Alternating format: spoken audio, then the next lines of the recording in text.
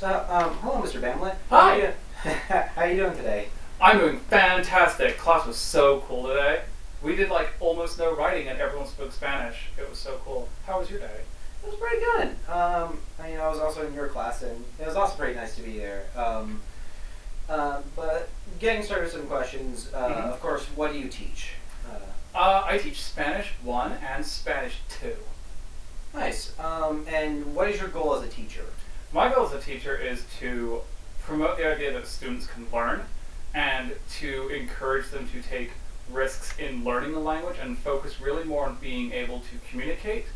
And I want to do my best to, obviously grades are important, but not to worry so much about grades, just worry more on actually getting better. Yeah.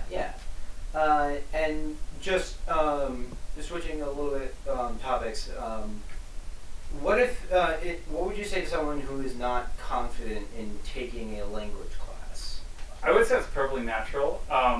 Students, well, not students, just anyone in general, most people don't like speaking in public in general, which is what you have to do in class. They even get more uncomfortable when you have to speak in a language that they're not familiar with. So I would say, if you feel uncomfortable, you're not going to be alone. Like, you're going to be in a room with 28, 29 other students who feel just as uncomfortable as you, and part of the world language class is going to encourage you to become more comfortable. Once you feel like you have a basic grasp of the language, you'll feel more comfortable taking risks. The other thing I would say is, like, I don't penalize every mistake. I try to penalize most mistakes, so don't be afraid to mess up, because you're gonna. I mess up. Of course, people don't notice, but I do.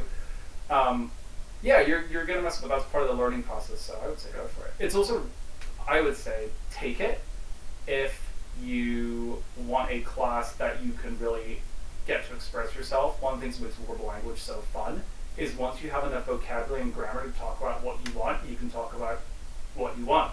Like, if you're really into sports, if you're really into video games, if you're really into music or something else, once you have that vocabulary down, you can just talk about it and talk about the things you like. That definitely answers one of my questions. And on the subject of like hobbies and such, what are your hobbies? I really like video games. I play a lot of video games on different platforms. I also like going hiking. Since I moved up to Washington, there's been a lot of really nice places, like the rainforest or Ruby Beach. I really like the beach. So I like going out in nature. And I also read a little bit, but I only really read now, I only read nonfiction, which I know sounds kind of boring, but I only read stuff that is to do with schoolwork. So it's not really a hobby, but that's really what I read when I read. Okay, well, I guess with that, with the books, what do you think is the most useful thing you learned from those books?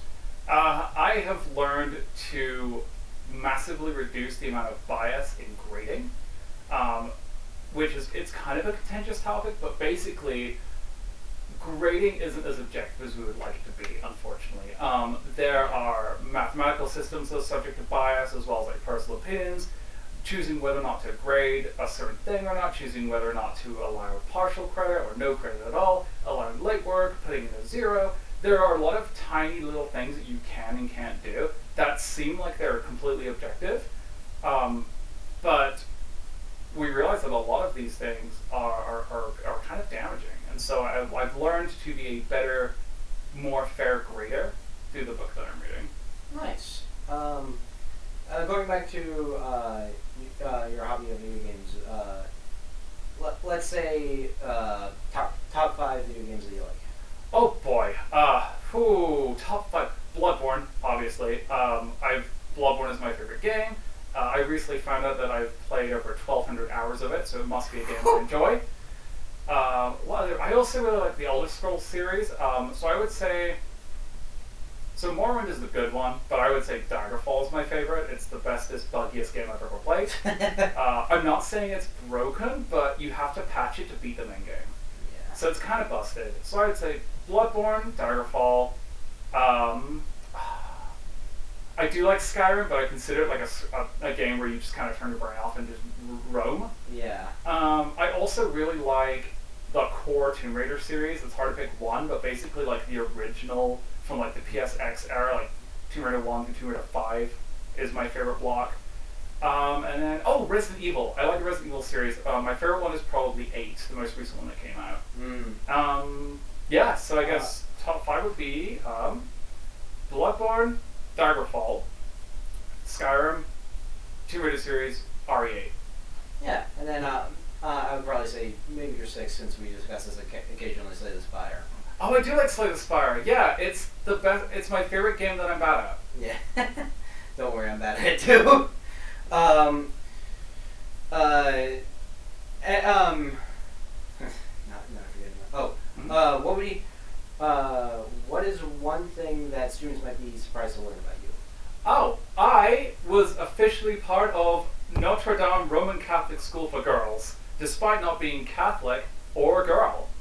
Oh well, that sounds like a very interesting story. Would you mind elaborating, or? Yeah, no.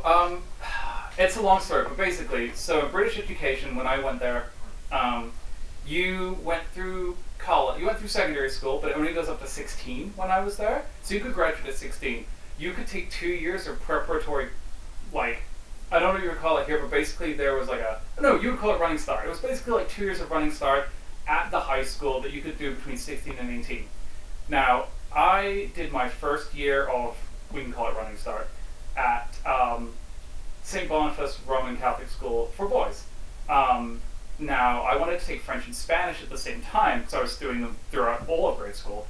And I had to go to their sister school, Notre Dame, to learn French, which was fine, because they had an exchange program where you could like shuttle students between the classes. But the next year, the curriculum changed for both the schools, and it became impossible to take French and Spanish at my old school. So I enrolled at Notre Dame Roman Catholic School for Girls. Now, if you go there in a high school, you have to be Catholic and you have to be a girl. However, for this kind of preparatory sort of college section, which we call the sixth form, by the way, those rules were waived. So you could still officially enroll despite not meeting those requirements. So that's what I did, just so I could take Spanish and French all the way until I graduated at 18. So, yeah. It's actually really nice to hear. It also ties to world languages in general. And this story even surprised me because I'm one of your students and I've never heard this story. Well, it doesn't come up.